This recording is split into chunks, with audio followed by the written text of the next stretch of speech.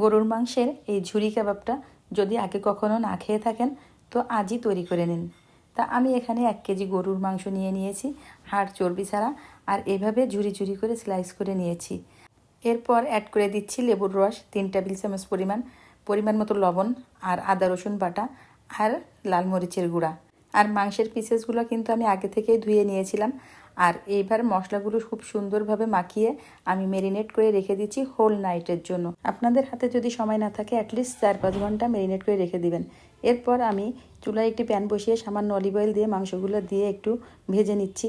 আর দিয়ে দিয়েছি একটু লাল মরিচের গুঁড়া, আর দিয়ে দিচ্ছি বাটিটা ধুয়ে একটু পানি। এইভাবে 7-8 মিনিট কুক করার পরে যখন এরকম পানি শুকিয়ে আসবে এবং সেদ্ধ হয়ে যাবে, তখন দিয়ে দিচ্ছি আবার একটু গোলমরিচের গুঁড়া এবং সামান্য অলিভ অয়েল।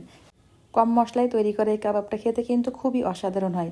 অবশ্যই আপনারা বাসায় ট্রাই করবেন। রেসিপি ভালো লাগলে প্লিজ সাবস্ক্রাইব মাই চ্যানেল।